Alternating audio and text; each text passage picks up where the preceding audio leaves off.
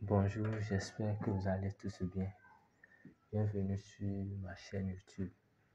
Aujourd'hui, je vais répondre à certaines questions liées à des difficultés rencontrées par des pisciculteurs. La première question, c'est de savoir pourquoi les tilapias de mon étang sont majoritairement petits, en dépit du fait que je les nourris bien, c'est-à-dire que j'utilise un aliment de bonne qualité, un aliment pouvant couvrir tous les besoins nutritionnels.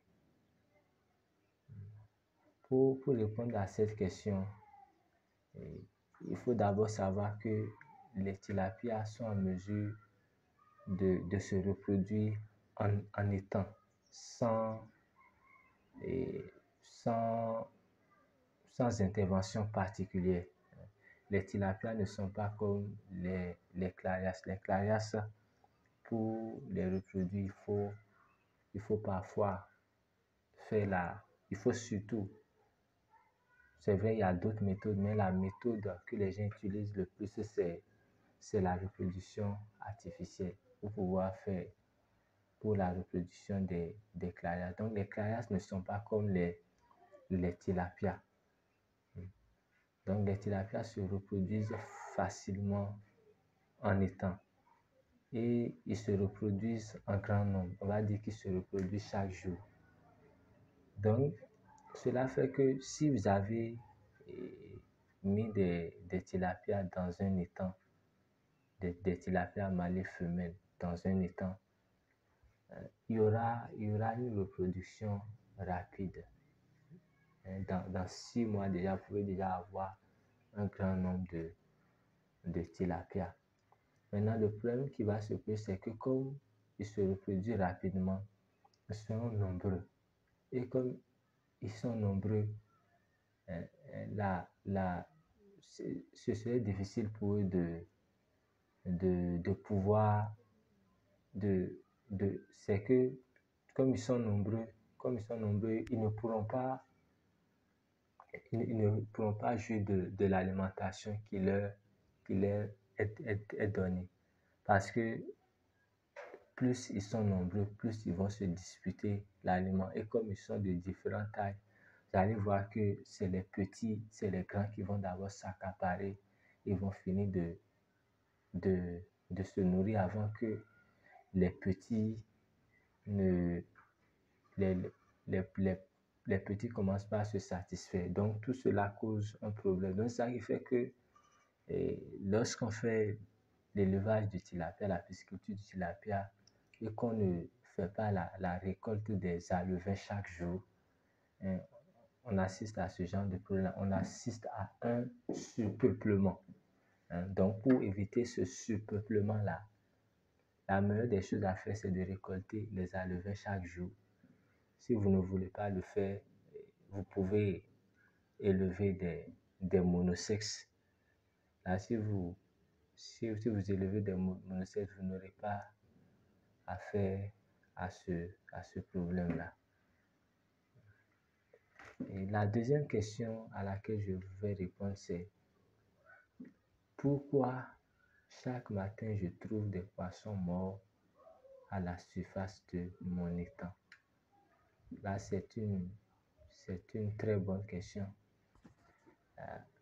Si vous trouvez des poissons morts à la surface de votre étang, cela peut être dû au fait qu'il y a beaucoup d'algues.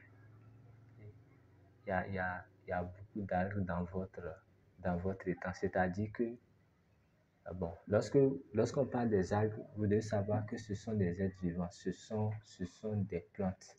Et s'il y a beaucoup d'algues dans un étang, vous allez voir que la couleur est verte. Et les plantes consomment de l'oxygène. Les plantes vertes, les plantes chlorophylliennes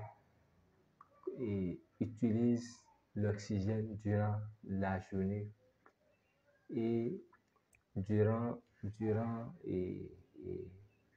Et durant la journée, les plantes vertes rejettent de l'oxygène. Et durant la nuit, ils consomment de l'oxygène pour rejeter du CO2. Donc, ça fait que si il y a beaucoup d'algues dans un étang, et c'est-à-dire que si l'étang est trop vert, j'utilise des termes simples pour permettre à tout le monde de comprendre. Je vous fais grâce ici des termes techniques. Lorsque l'étang est trop vert, le jour, il y aura assez d'oxygène. Mais la nuit, ces mêmes plantes qui libéraient de l'oxygène durant la journée vont libérer du CO2. Et ça va faire que certaines plantes, certains poissons plutôt peuvent manquer d'oxygène. C'est ça qui va faire qu'il y a des moments où vous allez, et vous pouvez vous réveiller le matin et trouver que certains poissons viennent à la surface et essaient de respirer. Cela est un signe de manque d'oxygène. Donc, dans ce genre de cas, ce qu'il y a lieu de faire, c'est de cesser de fertiliser l'étang. L'une des choses à faire, c'est de cesser de fertiliser l'étang, attendre que la situation se stabilise. Là, si ce sont des tilapias en majorité, je pense que eux-mêmes, ils vont gérer ça si vous arrêtez la fertilisation. Je vais à la troisième question. J'ai fait de la polyculture du clarias et du tilapia, mais j'ai constaté qu'à un moment donné, les clarias ont dévoré tous les tilapias.